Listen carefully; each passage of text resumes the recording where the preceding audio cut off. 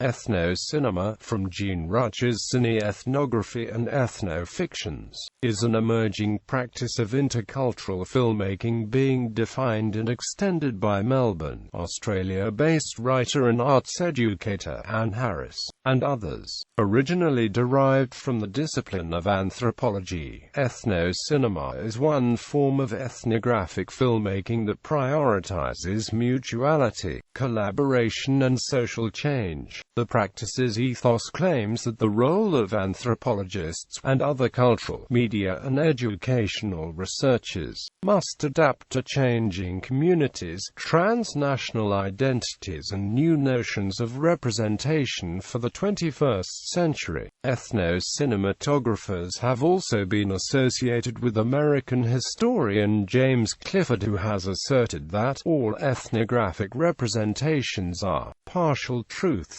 Collaborative ethnographic film in video projects are created with the intention of going beyond preserving, empowering, or giving voice to marginalized cultures, ethnicities, communities, or individuals. According to theorists, such voices already have agency and share community or agendas with ethno-cinematic filmmakers. Ethno-cinematic films primarily document relationships between filmmakers from different cultures or subcultures, who now share common space of a political, philosophical, geographical or virtual nature. Ethno-cinematographers include Jean Rouch, Trinity, Min Ha, Harold Prince, David and Judith McDougall, Faye Ginsberg, Timothy Ash and Indigenous filmmakers such as Australian S.E. Coffey, who collaborating interculturally to create ethno-cinematic works. History. Tobing Ronnie identifies three modalities in early ethnographic representation, including ethnographic inscription, taxidermic mode, and self-reflexive. Of these, Rouch's films are closest to being the forerunners of contemporary ethno-cinema. Many film theorists and ethno-historians have helped to define an evolving ethnographic film in the late 20th century, among them American Bill Nichols. Ethnocinema is typical of a shift toward destabilizing traditional notions of representation, both in the West, North and in cultures and communities which had historically been the subjects of such films, and in which indigenous and diasporic peoples are taking control of their own representations, or working in intercultural collaboration. In addition to Rouch, this includes the work of such ethnographers and intercultural filmmakers as Trinity, Min Ha, Harold Prince, David and Judith McDougall, Faye Ginsberg, Timothy Ash and others. More recently, indigenous filmmakers such as S.E. Coffey are collaborating interculturally to create ethno-cinematic works, working against the observational cinema tradition. These filmmakers are all acknowledging and deconstructing Min Ha's observation that everywhere we go, we become someone's private zoo, and theorists like Harris continue to draw on her work. Other examples of early attempts to define ethnocinema include the 1972 ethno-cinematic experiment of Solworth and John Adair, documented in American Indians and the Ethno-Cinematic Complex, From Native Participation to Production Control, in which 7 co-participants of Navajo heritage were given video cameras and asked to make films which were Indian. These films, however, were framed by essentializing notions of other and did not seek to go beyond the researcher-researched dichotomy. Tobing, Ronnie and Sampak consider developments in indigenous media in relation to the anthropological notion of native authenticity, and why such essentializing notions are increasingly relevant in the 21st century's ethno-cinematic context. Yet the ability to truly collaborate in ethnographic research remains a contentious notion in anthropological and other circles, as ethnographic documentaries documentary scholar Jean Rouch asserts what he calls ethnographic cinema must, he claims, be the work of academically educated and academically employed socio-cultural anthropologists. By Rouch's reckoning, what is emerging as ethno-cinema has almost nothing to do with ethnographic films. By this definition, even Jean Rouch doesn't qualify. Conversely, Rouch encouraged the potential of ethnographic film as a celebration of a relationship between filmmaker and image,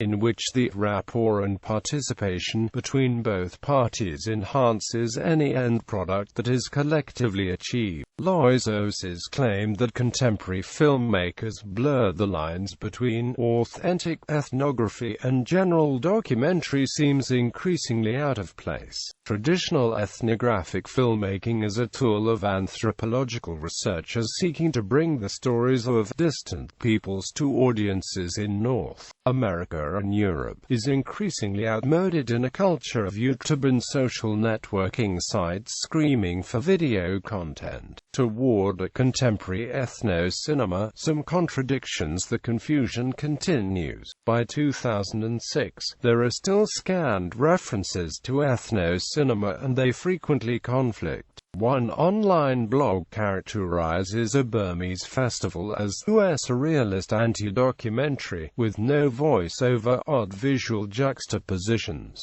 and none of the quasi-academic tone that afflicts so much official ethno-cinema. An abstract for an academic paper on the ritual branding of Andean cattle in Peru refers to the paper as an ethno-cinematographical study in which we reinterpret, within the film, the acts which they have recorded filmically, using the video cameras as observation instruments, none of which characterizes contemporary ethno-cinematic work. Several recent European film festivals list among their offerings the category of ethno-cinema, without giving examples or defining the term. Still other contemporary film festivals appear to use the terms ethnographic and ethno-cinematic interchangeably, which only adds to the confusion. In 2001, Notes from the Underground, Gore and Gossip's insider look at the filmmaker Emir Kusturica appeared, in which he discusses what he alternatively calls ethno-cinema and then just ethno. A Modern Language Association review article opined the appeal of Kusturica's films is that of ethno-cinema, a cinema rooted in local traditions but expressed in Western form. This liberal political engagement with exotic subject matter is nonetheless, argues Gossip, an empowerment of the marginal, and from a far less favorable online book review. He invests considerably more time to embracing instead his own recurring but vague references to ethno-cinema as a base context from which Kusturica is operating. The only specific examples he offers to define this category are a handful of big-budget Hollywood films involving Native Americans.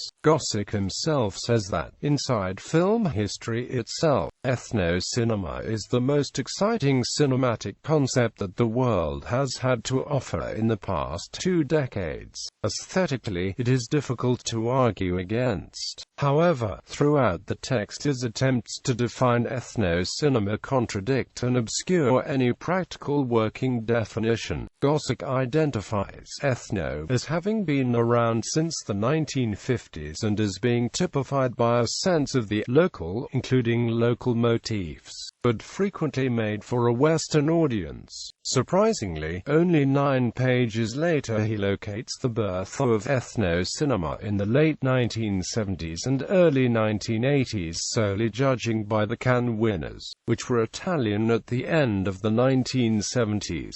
Gossip does attempt to characterize and define his version of ethno-cinema with the following: nostalgia, intertextuality, openness and subjectivity, incredulity, and double-coding or unexpected, surrealist, incongruous elements.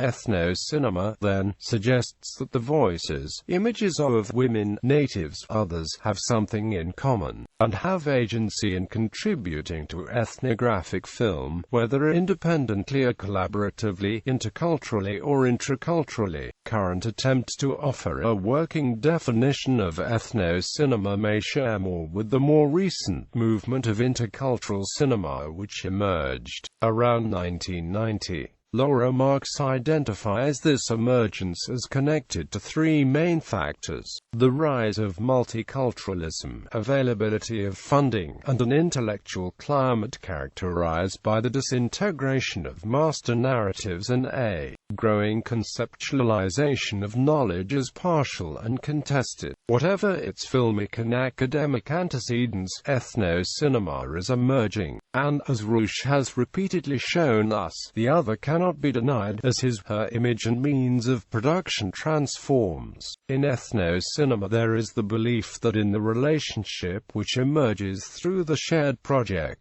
both self and other are understood and represented in newly constructed ways. One way of disrupting traditional ethnographic documentary voyeurism is in making transparent the intercultural relationship normally shrouded behind the scenes. Fosters contention that controlling the means of production is foregrounding subjectivity is limited. It presumes a one-way relationship between the content and construction of all ethnographic films, and assumes that by creating the films the subject is empowered and the gaze is recast. It ignores the complex relationship between reception and production, and classifies films created by marginalized filmmakers as more authentic, or even automatically transgressive in a dominant culture. This cannot be assumed either in content or reception. We have moved well beyond Orientalism and the temporary inability of the other to represent her or himself, so that they must therefore be represented by others.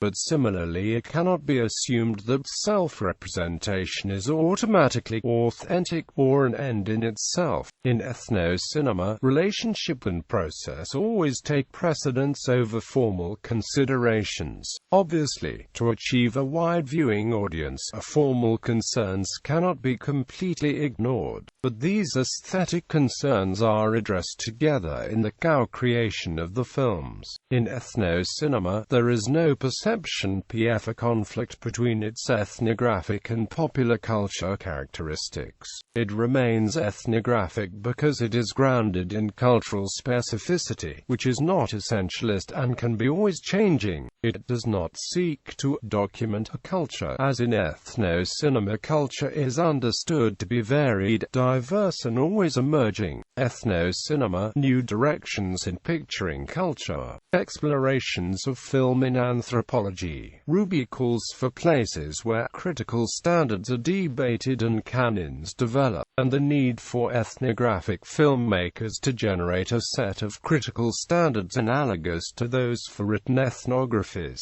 Harris agrees, and says that standards are needed, but diverges from Ruby's definition in two important ways. Firstly, as a call to ethno-cinematic filmmakers that films included in this category must prioritize a post-colonial collaborative relationship between makers and image, and secondly, that Ruby's so-called marketplace considerations need not pollute the product which is made. Ruby proposed in 2008 that anthropologists should simply relinquish the term ethnographic to professional documentary filmmakers and seek another term to characterize their efforts, while Harris proposes that ethnographic is being superseded by ethno-cinematic filmmaking.